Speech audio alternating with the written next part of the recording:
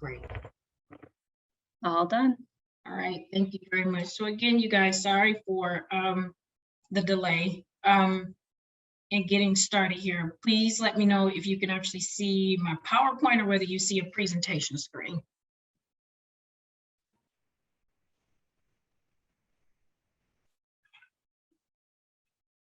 We are still waiting for it to share. Okay.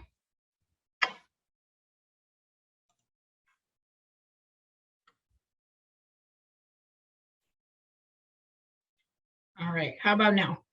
Now we see your PowerPoint, but not in presentation mode. How about now? Now we see it with the presentation with the notes in the next slide. That's what I thought. Today, hang on. Here we go. We're good now? Oh, we got it. Yep. Perfect. All right, perfect. Oh my gosh, today, you guys. So this is what happens when technology doesn't work out. You have to kind of keep going. So again, welcome to you all that are here. Again, we apologize for the technical difficulties. I'm Dr. Johnson. Dr. Garrett is not able to be with us today to share some resources. She will be returning in September. So what I'm going to do is just continue on with what I started with last week when I presented on some approaches to drafting up your review of the literature, some approaches to looking at alignment. And as I said last week, I'm just going to carry on with talking about some core design. So if you see here, this is our agenda for today. If you are looking for resources and things that I presented in the past, those are uploaded in DC Network in the folder with all of our webinars. That includes Brian's webinars, that includes Dr. Garrett's previous webinars, as well as Dr. Garcia's. So this will be our agenda for today. If you've had a chance to fill out the pre-webinar poll, thank you so much for doing that. Another one will be coming up when we get done, just so we can collect some data and figure out some better ways to serve you guys. All right, so I'm sorry if I'm talking like an auctioneer here, but I want to make sure that I have enough time to cover everything. So in a couple of previous webinars, I have walked through a little bit some ways that you can actually construct your problem space. The reason that I'm revisiting this today is because how your problem space is constructed will also lend to which research design that you actually choose that best aligns or fits with the problem space that you're proposing. Whether you're proposing qualitative or quantitative, there is a little bit of fluidity between the methodologies, but you have to make sure that you understand designs as well so that you can know which one is the better fit. For me and my dissertation, I did a qualitative case study, and it was a single case study, but because of the nature of my particular problem space, it would have aligned with several designs, but based on what I was looking to investigate, a single case study was the best fit to answer my research questions and things like that. So we're just going to kind of walk through that. If you are here and you're currently in your dissertation phase, please know that the colleagues that are here with me today to provide you some support by answering your questions, put your questions in the Q&A. But if they are questions that your committee should be addressing, they're going to redirect you back to your committee. If you are here and you're still at that point where you're starting to develop your proposal and you're trying to get your head wrapped around some best approaches to that, in terms of like your research classes, things like that, these will be the places where you can ask questions from your faculty member. If you go to residency, things like that. But for the most part, what I'm going to give you here is some ways to establish some independency in terms of how to look through those things for yourself. So if you see here, one of the first things that I mentioned is that you do need to make sure that you have research that is dated within the last 2 to 3 years. It is important that it's current research because you don't want to run the risk, one, of having research that's outdated and already done, or looking at something that may not still be of interest in terms of what's happening in the literature. So you want to make sure within 2 to 3 years. And when you're scoping out this 2 to 3 year map, you want to look at your possible graduation date. So for example, if you are in your proposal course, again, there's an opportunity for you to graduate in 3 years, but this is not a promise. So what you want to do is you want to look maybe within that, like right now it's 2021.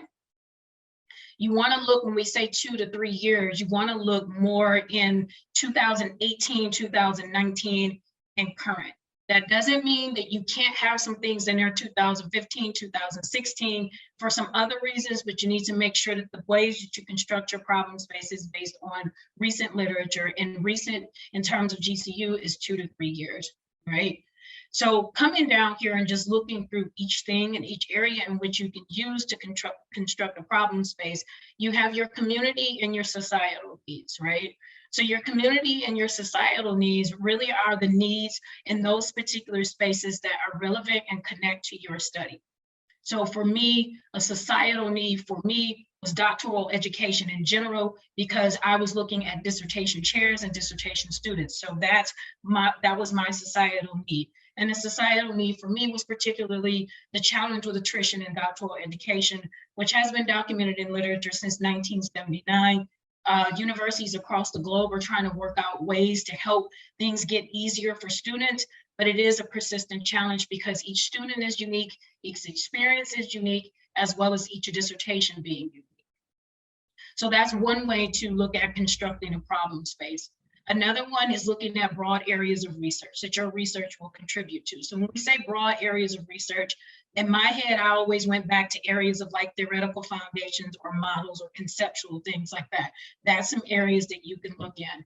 So for example, the transfer of training. So they called it a transfer training issue, meaning in training literature, training and development, when someone is trained on something, the transfer of that information and it being used appropriately, that was an issue. So that's a broad area of research in which my study actually contributed it to. And then what needs to be better understood? So of course, you're going to be looking at literature, learning what we already know, but our responsibility in looking at that problem space is finding areas where there's things that are not quite understood. So that's an area for you. Weaknesses of the study. Perhaps the study couldn't get a large enough sample population. Maybe it only was done in one context. Maybe it was only feasible to do it in these areas. Maybe there were some limitations that were put on that particular study that couldn't get out in these other areas. And so that's what we mean by weaknesses of the study. Another place would be maybe looking at the conclusions that the authors formed at the end. And if you can find some research that actually justifies a different way of thinking about it or a different perspective and a way to approach it, then that would be considered maybe a weakness. But you have to do your reading and make sure that you really critically understand what they're saying there. As I just mentioned, limitations of the study, the easiest way for all of us, you guys, excuse me, there is a fly in the room. He keeps flying around here, so I'm batting him. Recommended future studies, that's the easiest thing for us because these are things that the authors are actually saying they recommend for future research. But you don't want to just take that at face value. You have to do your work and looking to make sure that all the studies that you review in your review of the literature actually support and justify these recommendations for future research. And then arguments for various types of replication studies. For example, I had one particular article that actually said, we've looked at this, we see that this is actually useful in this particular context, but maybe it needs to be looked at a different university setting. So that's what I mean by ways to replicate. Now, replication studies meaning that you're doing things the way the authors did it before. Maybe you can't do it exactly that way. So maybe methodologically or design-wise or looking at a different people group, maybe some ways for you to actually continue on or extend that research, right? And then from that, what you're going to do is you're going to synthesize these arguments, put them together to form a problem space, and then you're going to develop that problem statement. And all of this we'll talk about just a little bit more in a moment. All right, so last week I gave this framework for developing alignment. Not going to spend too much time here, but what I want to do is point out the fact that I know this looks like it goes in a very linear way. Like one, I got a problem space. Okay, the next thing I come up with some research questions. Okay, the next thing that I do is I develop a problem statement. After that, I develop a purpose statement. Now I choose my methodology and my design. Well, it's not that linear. Research is iterative. Just because you start with the problem space, which you should start with the problem space, doesn't mean that your next step is to go there. So today, what we're going to cover is research design. It is in your best interest to actually look to the template to what you need to do to actually provide a rationale for your particular design that you're choosing. In addition to that, find ways to demonstrate how this aligns with your particular study and why the other designs don't fit. So let's look at number 6 here for just a little bit, right? What you see here, and again, this was a faculty member that gave me this way of thinking about it when I was in my process. If you look at it, the design, your research design. So for qualitative studies, if you're doing a case study, a descriptive study, if you're doing a narrative, you're proposing grounded theory or a phenomenological study, those are considered your research designs. Now, in looking at that and looking at the purpose of the statement, purpose of the study, if you've done a really good review of the literature along with constructing a problem space, you'll start to see which designs actually fit better, right? And which ones don't fit, right? Or you can see I could go this way or this way and some different choices that you can make in terms of deciding which one would be the best fit. Now, you move on from that, and the design also considers the population and the sample. So when we say that and looking at the design and considering the population and the sample, those are going to be in qualitative studies, your sources of data, but in quantitative studies, these are your instruments, the things that you're going to use to actually collect the data, right? So that's going to help you make some determinations there. And then your data collection approach. Okay, if you're proposing a qualitative study, the most common way to get data is actually doing interviews. But depending on which design you actually choose for GCU, you need to have multiple sources of data. For quantitative studies, depending on what you are looking to get from that data, that will greatly depend on the design that you actually use, and we'll cover that a little bit more. Dr. Johnson? Yes. Real quick, can you lower the slide? It doesn't look like folks are able to see the entire slide. This is as best as it's going to get. You can, which part of it can it's cutting off halfway through number 6. Okay, hang on. Thank you. No problem. And thanks for bringing that up, Kim. She'll take care of it.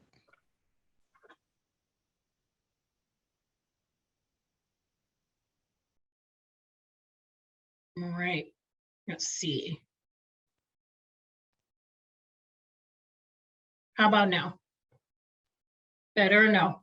Yes. Yep. Okay, perfect. All right. So, and then going on from there, considering your data collection approach, are you going to do surveys, things like that for quantitative interviews, focus groups? Those will be sources of data for quantitative, right? And then after that, considering the best data analysis approach. So a lot of this takes a lot of reading, a lot of homework, and you really understanding how to conceptualize research. All right. So per the template, these are things that I grabbed straight out of the template and took them here and just put them in the form of a slide. In our dissertation templates, every section has a narrative and it has criterion table there. The narrative is this written narrative form of what is expected of you. The criterion table are numerically numbered so that you can score yourself and your committee members are scoring you, but these are the expectations, what needs to be in there, right? So if you go into the narrative, it actually walks through how to establish the appropriate research design and how to demonstrate how it best fits your particular study. So for one of the things that you may want to do is just simply draft this part up first so that you have a good understanding of what needs to be done. So when it's ready to go in the proposal, let's say if you're here right now in your actual prospectus and you need to put those bullet points in there. If you go back a few webinars back, I talked about 2 different ways of constructing a paragraph, but pretty much the structure of a paragraph is a topic, your support, and then a conclusion. Your support is the arguments that you're actually using to justify what you're doing. So if you're putting it in a PowerPoint for your prospectus, it's pretty much going to be the centers of those paragraphs if you have done it well, right? Now, if you're coming over and you're in the proposal, maybe you're in this phase where you're really trying to sharpen this particular section up so that you can draw that map through the entire proposal on what you're going to do. Here are some ways to go back and do a critical assessment of what you have done so far. So first and foremost, you need a detailed description of the rationale for your design. A rationale for your design is why you're going to use it and why it's the best fit for you to do it, right? And in drafting up that rationale, it needs to be based on GCU's pre-approved core designs, which we'll walk through just a little bit, and those are in DC Network for you to be able to go through. Now, there are 5 qualitative core designs, and I believe 5 or 6 quantitative. I have them on slides here, so we'll verify that in just a second. And in addition to that, you're going to type up a description of why you selected that design and how it best fits to collect your data and answer your research questions. So put this on its own, draft it up, walk through it, just so you make sure that you have that there. And then you see these 1, 2, 3, 4 down in there. These are actually the criteria that are in the template. So 1, you need to identify your research design. That is simply stating which research design you are proposing. Okay, and then the next one, the learner provides a rationale for selecting the research design, supported by empirical and methodological references. Now, 2 things here. 1, doing the rationale, but also considering where am I going to get these empirical and methodological references from? There's actually some GCU specific textbooks in your learner dissertation page.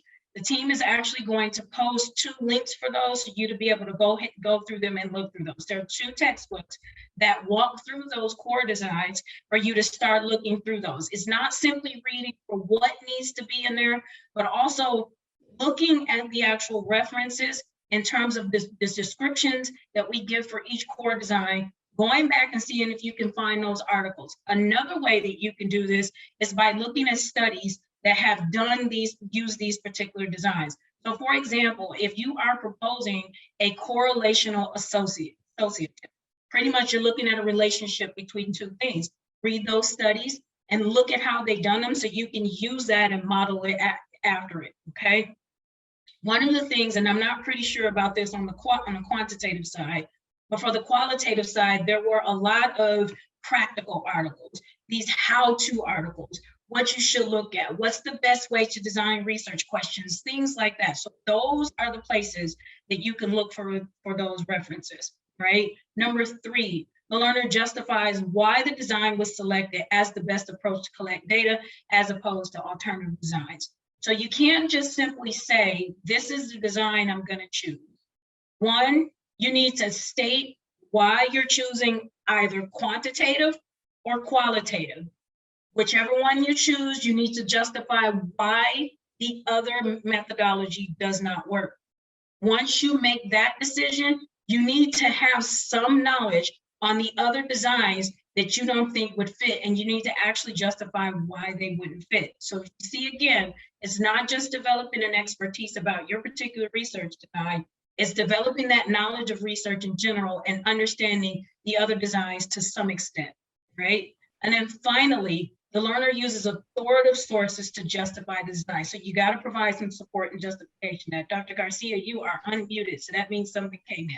Hi, sorry, Dr. Johnson. It looks like your screen is still cutting off at the bottom. Oh my goodness. I think you might be over 100%. You might want to drop it down to maybe 90%. Let's see.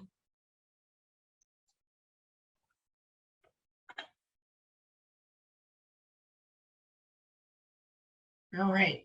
Thank you, Dr. Garcia. Let's see. Let me know if this works better. Yes, that shows the whole screen. And Perfect. I think some of the learners were curious if there was, like for this screen, for example, under comparative, it's cutting off at the bottom. Got it.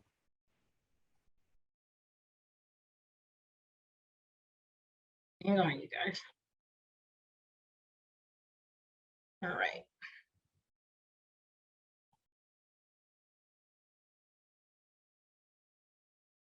All right, and so you guys, just so you know too, this is actually going to be put in DC, so you'll be able to go back and grab it. Now, I know that you're looking at this.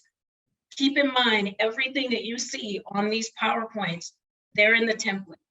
So you need to go to the templates and you can pull these here. In chapter 3, right in the section of the research design, whether you're doing quantitative or qualitative, these are in here. The slide that I just showed just before that, the top part is actually from the narrative in the template, And 1, 2, 3, 4 is in the rubric criteria. So they're there for you to be able to go back and review. All right, so let's just move forward here. I do have Dr. Waldschmidt here, whom I do believe will probably do a much better job at describing these here. And then I'll talk about some language and using verbiage. Dr. Waldschmidt, are you still there? I am, if I can All get right. my clicking down. So basically we have 6 core quantitative designs here at GCU. And if you will I'll get into a little bit of the differences here. We'll start with our most common ones, which is correlational. So we have correlational, which is really looking at relationships or predictions. So we've split correlation into 2 different designs. We start with correlational or associative, and then correlational predictive. So the correlational or associative is looking at the relationship between 2 variables, say X and Y. So your problem statement might be something along the lines of, to what extent does stress relate to month in the program for graduate students, doctoral students at GCU? That would be correlational associative. Again, just X and Y relationship there. Then we have correlational predictive, which is looking at predicting something. So we could have just 2 variables here. To what extent does X predict Y? Or you could have multiple predictor variables. So you might be looking, to what extent does A, B, and C predict Y? So we might look at, to what extent does age, to what extent, well, it'd be age and perhaps income and months in the program predict stress of being a doctoral student at GCU. So that would be correlational predictive. So if you're looking at relationships, it would be one of those 2. The other 4 types of items or designs are really looking at group differences. So we have pre-experimental and quasi-experimental. The biggest nuance here at GCU is that quasi-experimental is really using a control group. So pre-experimental, you're manipulating something and measuring what is the outcome of that manipulation. Quasi-experimental, you are also manipulating something with a control group, still measuring in the outcome of that manipulation. But in both of those, you're typically manipulating something.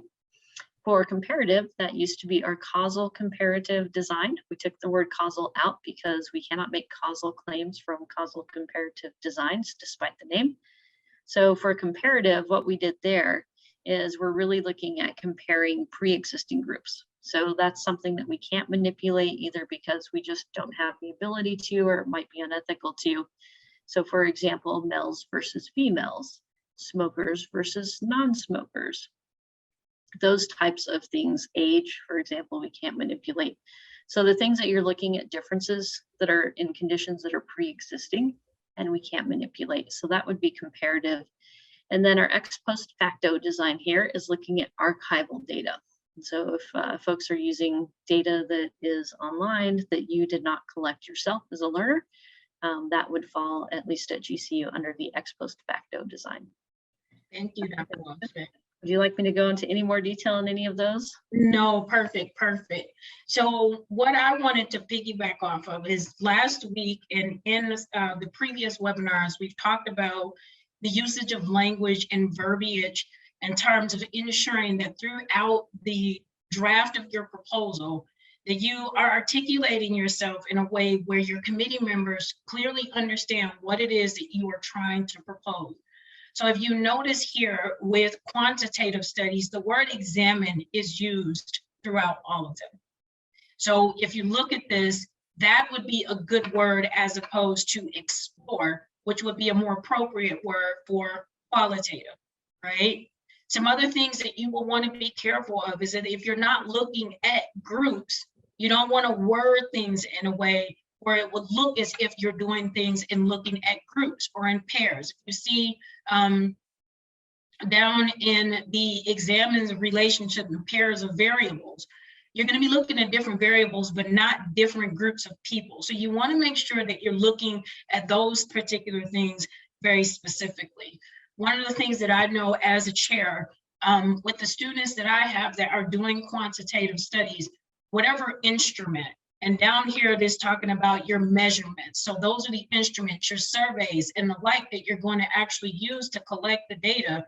Those are actually what you're using to actually measure those variables, right? So if you remember last week, we talked about doing the review of the literature and how you need to do a review of the literature on the actual variables that you're looking at. So when you're looking at the core designs in terms of writing and learning language and the like, you want to keep these in front of you and watch your writing to be careful that you're not writing one way when you're actually proposing something else. So again, this is one of those things where we're going to kind of go high level here because this is more committee level feedback, but this is something as a learner you want to be careful of, right? So I'm just going to use two, for example, the correlational associative or the correlational predictive, right? If you looked at the difference between those, the associative is looking at the relationship between two or more variables. So if you see that, that's what's there, right? Then you're looking at predictive.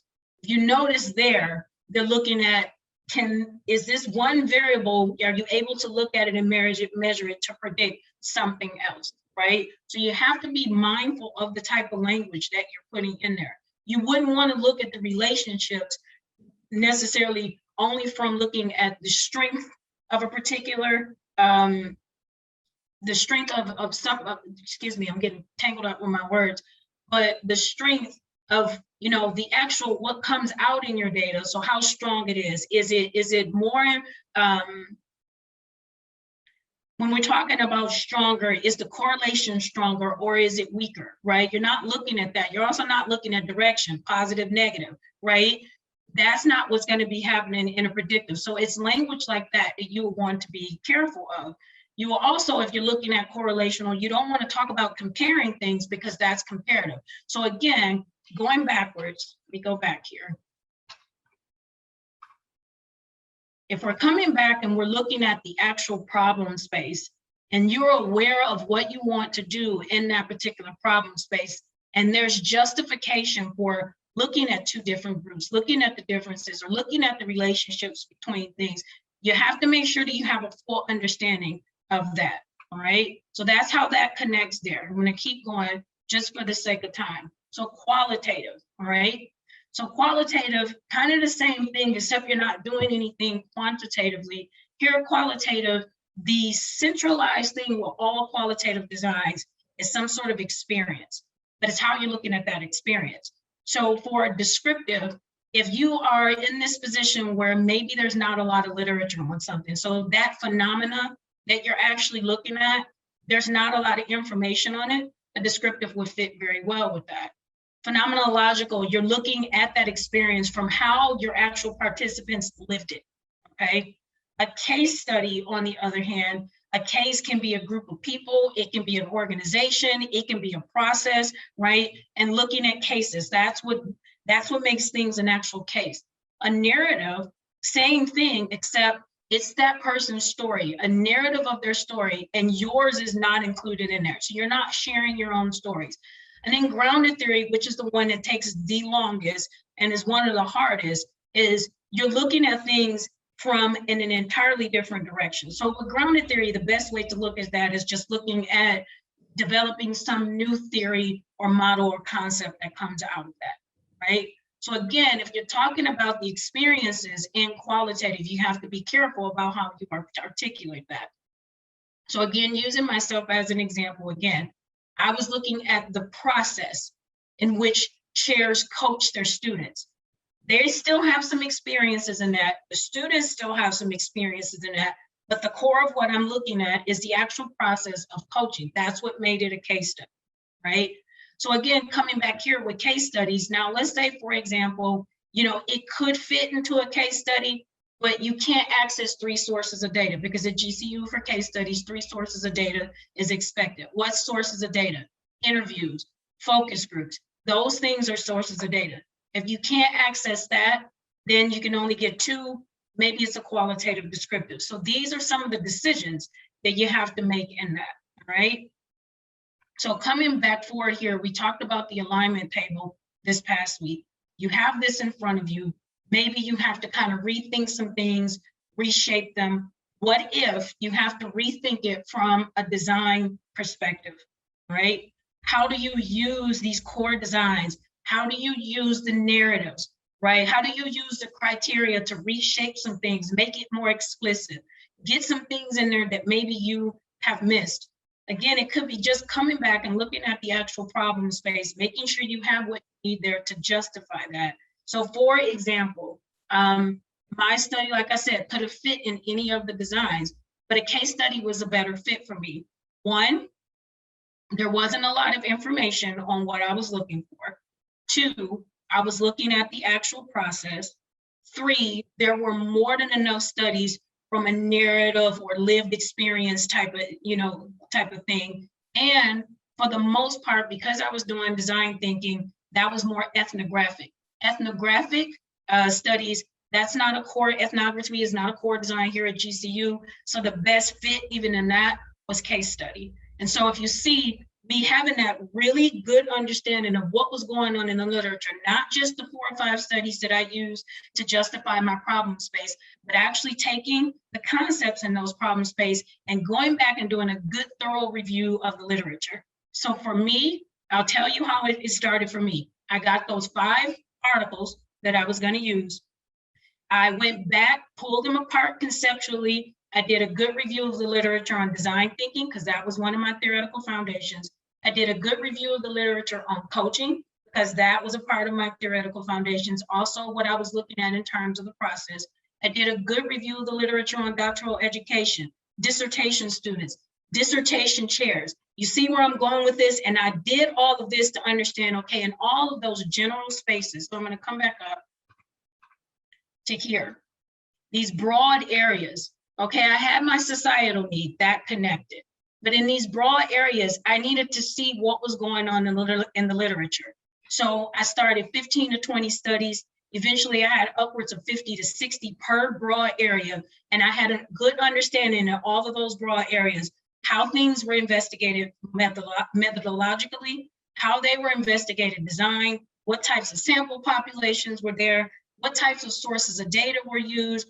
And I got a pretty short answer that quantitative wasn't going to work because you cannot numerically measure design thinking.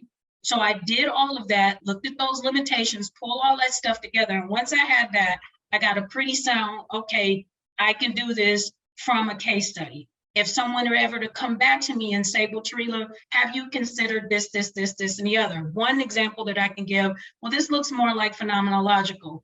It could work in as a phenomenological study, but I was able to defend why a case study was a better fit for my particular study. So that's some ways that you can approach that. Moving forward just a little bit into your actual sources of data and instrumentation.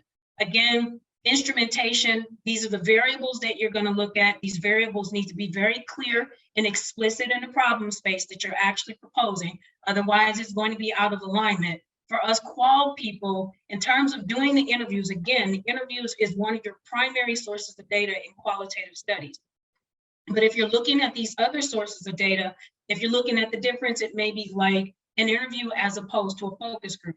An interview gets you that one-to-one first level data.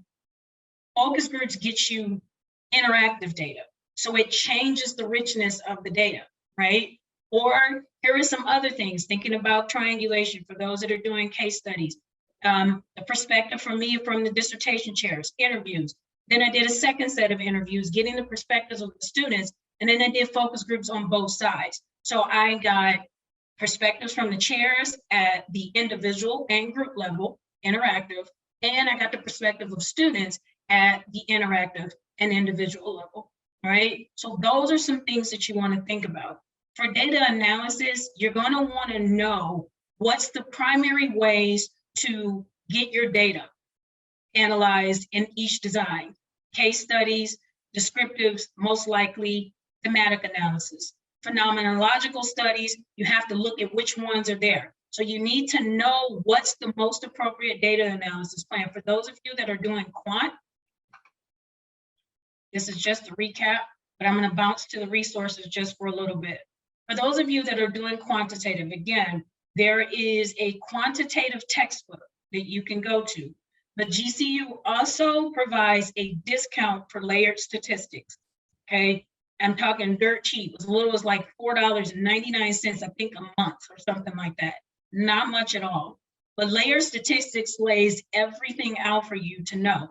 So if you're thinking about quantitative studies and you're like, I'm not really sure which one is the best fit for me, you can go in and you can do some reading to form your knowledge on that. And GCU provides that, right?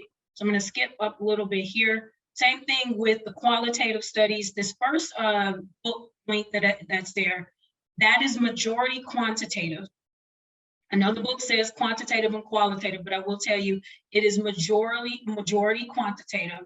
There's a couple chapters on qual, but the qualitative book down where it says advanced qualitative research methods, that is all things qualitative for you to dig in a little bit more. Also, the other things that you said, as I mentioned here, what I covered is pretty much, it came from the templates.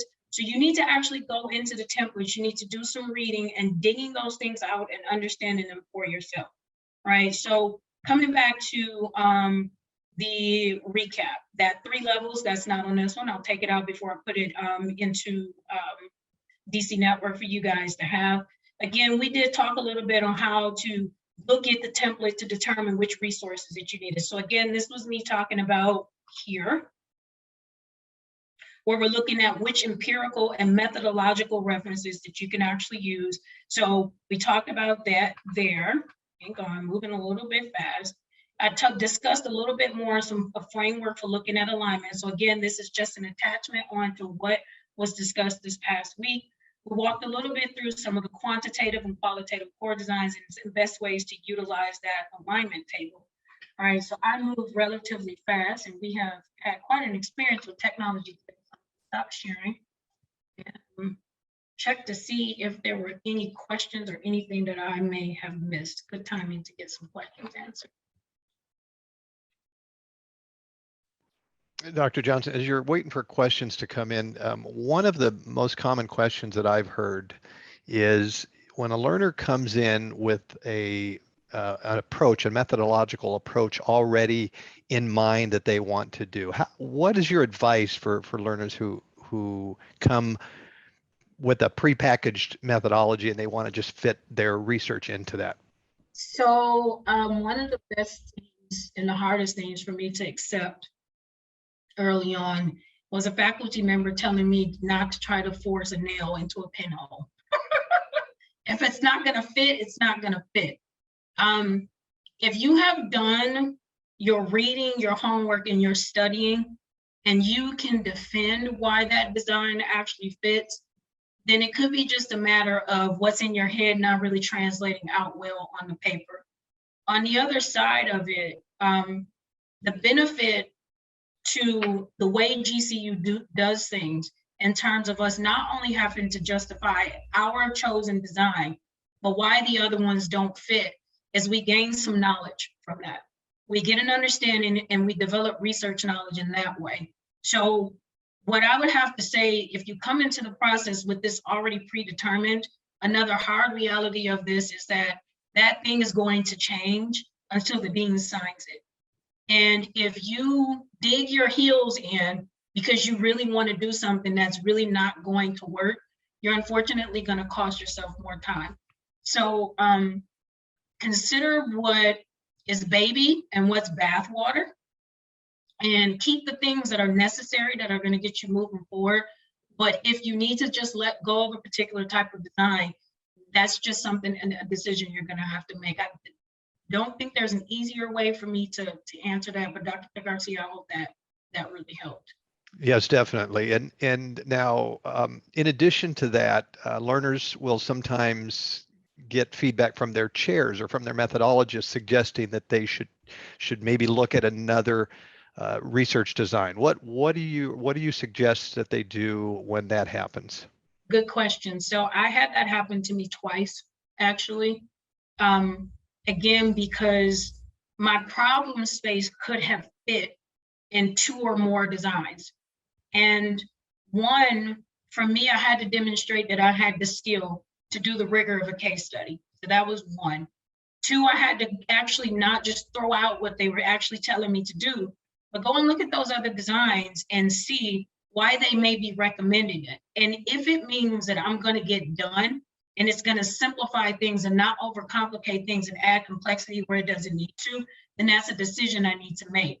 The first one, someone told me it should have been a phenomenological study. And I just knew based on what I have gotten, we had gotten a number of stories about that and how students had experienced it and how they had lived it. And the same thing with chairs.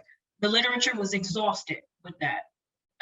There was a lot in there about the fact that coaching from a dissertation chair actually was a great benefit to student progression and success, but there wasn't a whole lot there about what that looks like. So a case study was the better fit, and that was my justification. So again, it's a matter of knowing your stuff. I have this conversation with students quite often. You have to know the game that you're playing, and you have to know it well.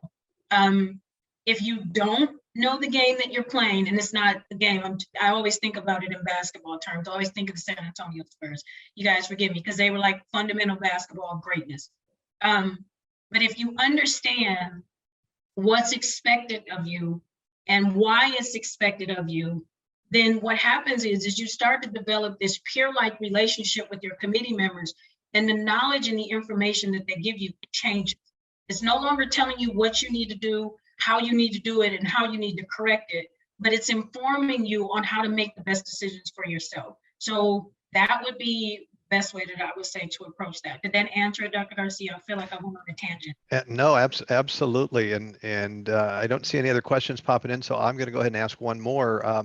In terms of learners who are hesitant to follow a quantitative research design versus qualitative because they think they need to be experts in statistics, what is your response to that? What do our learners really need to know if they pursue a quantitative research design? Very, very good question. So again, this comes from having a really good knowledge of the problem space that you're looking at. If it can't really be done, which is rare that it can't be done qualitatively, and quantitative is the best, then do your homework. But I would have to say for a quantitative study, skill set needs to be definitely considered, and also a researcher's bent. So I could have definitely done a quantitative study. I love math. I love numbers. I do not mind the rigor of statistics, because for me, statistics was rigorous. I don't mind it. Like, I could do it, and actually it would be a great challenge to me, and I would find it beneficial because it's stretching me. On the other hand, I'm a qualitative research to my heart. If you put some numbers in front of me, I'm gonna ask, how did we get that? And why do we have that there? And I'm gonna wanna know those things that come behind it.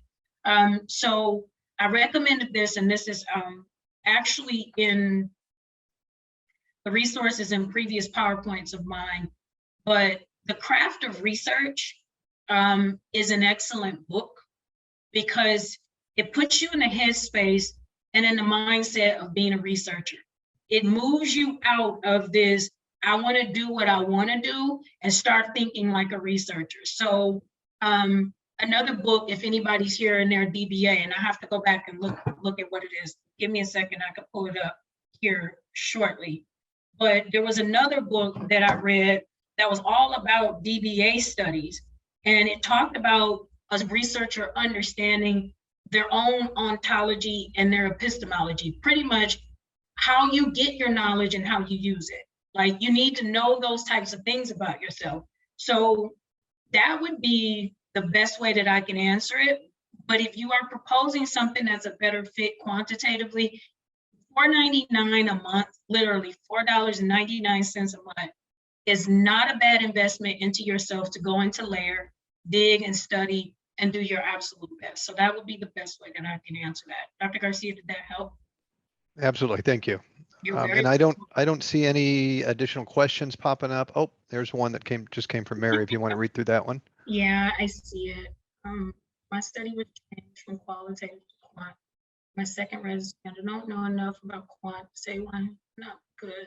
I'm now doing a quantitative study. So Mary, you may want to go interlayered, but you also may want to look at how you put some things together. It could be the way you wrote it. Sometimes that happens.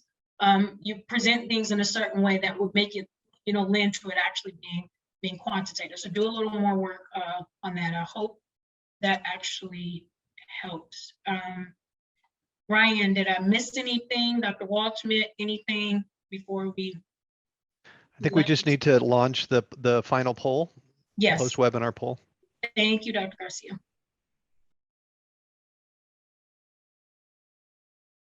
All right, so you guys, please do the poll. That helps us out a lot. And Dr. Waldschmidt, you're back on. Did I miss anything? Nope, I was just going to say excellent job, but if you all have questions for me as well, feel free to ask. Yes, that's why I asked her to be here. I'm like, I'm going to be talking about quant. Need to hear. Let's see. Rebecca, if you're still here, last week's webinar was part 4. So if you look under All Mine, they have the parts to them. So last week's was actually part 4. Today is part 5. You guys are so kind about the technology. It's been one of those days with that. Let's see, let's hoping I didn't miss anything. Dr. Waldschmidt, if you want, you can stop the recording.